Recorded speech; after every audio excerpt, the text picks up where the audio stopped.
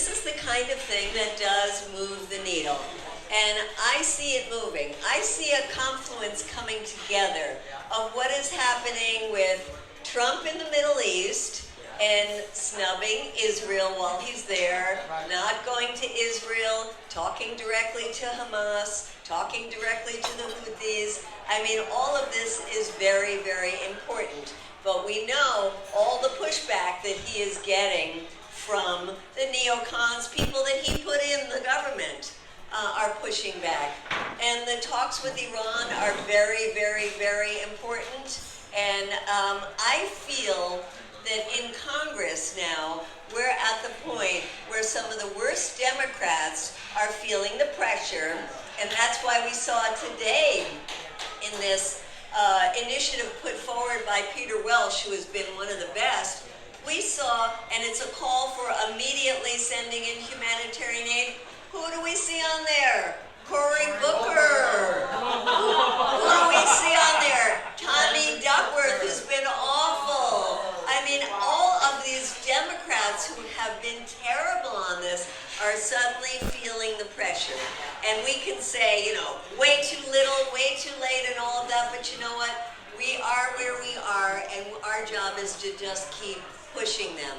And so I see that happening. We were in the hearing today with the head of Homeland Security, and I couldn't believe the Democrats. I mean, there were some Democrats that are fiery and with us on the Gaza issue as well.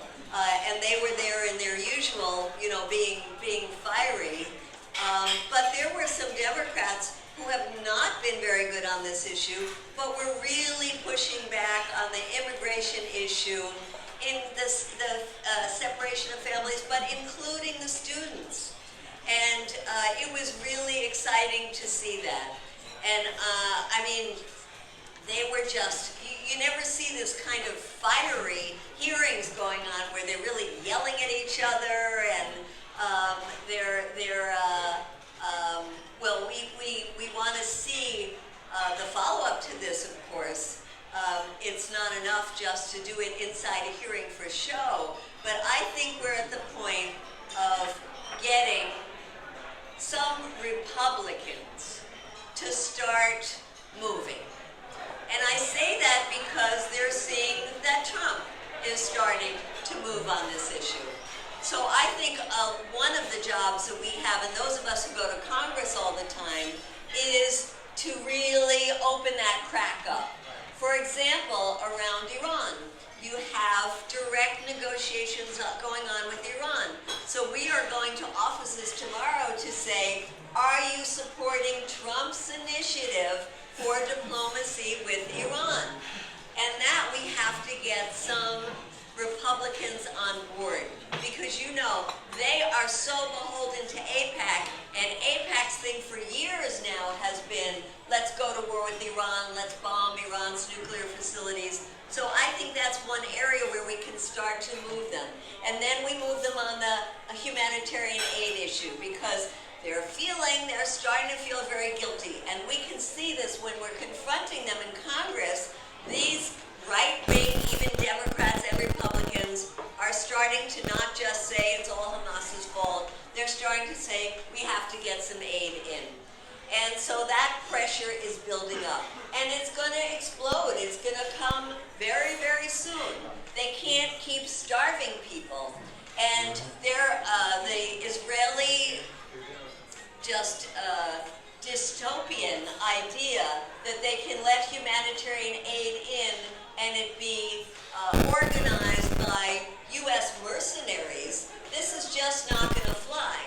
And so now they're scrambling. The U.S. is pushing them to come up with a different way of getting aid in because they are feeling that pressure.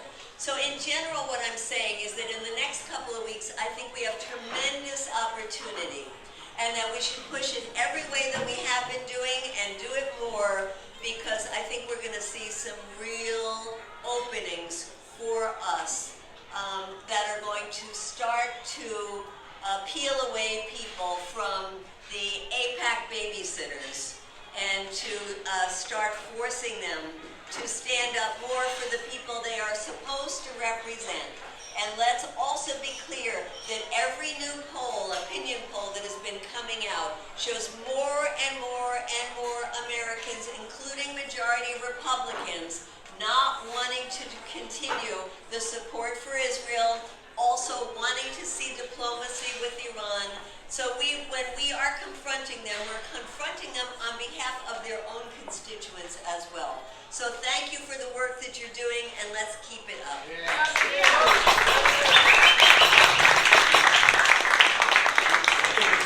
It's important to understand that this is the modern day civil rights movement. This is the modern day civil rights movement. And I've been admonishing white people and Jewish people to stand in the front line, because it's not fair for brown and black people to continue to push for democratizing this country. It's time for those other people to also take the lead in that process. It's too dangerous for students right now. It's too dangerous for young people who are trying to establish themselves to be standing in the front line. Many of them are, and they're extremely courageous. But I think more importantly, I think we need to have people that have privilege. White people in this country, Jewish people in this country have privilege, and therefore they should be the ones taking the lead to make sure that we make this country a democracy like it's supposed to. So please, if you know your neighbors, friends, whoever, please encourage them to stand in the front of the line. If you're white or Jewish and you're silent today, that is not cool. Totally not cool. It's time for people to speak up. So I think it's we're finding these are really interesting times, and lots of change is happening, and we have to make sure that we capture this moment and continue to run with it. So I'm going to turn it over, and thank you all for coming. By the way, tonight, of course, Dr. Suri will be arriving at Dulles Airport around 9:30 p.m. Some people are planning to go there to welcome him. So if you have time and so on, please be there. Otherwise, make sure you call Congress. It's not okay to just have these gatherings. To be able to call Congress 202-221-2312. Well, is it 231? 224-3121. I have it on speed dial, so I don't always look at it. 224-3121. Call them. If you live in D.C., ask for any congressperson, but they want to hear from you, and when they hear from you, they do respond. So please make sure that you continue to make your phone calls every single day, like you brush your teeth, right? You're going to call 2 or 3 or 4 or 5 congresspeople. We have Kane, we have Warner, we have also Brooke, and we have Chris Van Hollen's here in this area. So they listen to us in this area. Those 4 listen to us. So please continue to make your calls.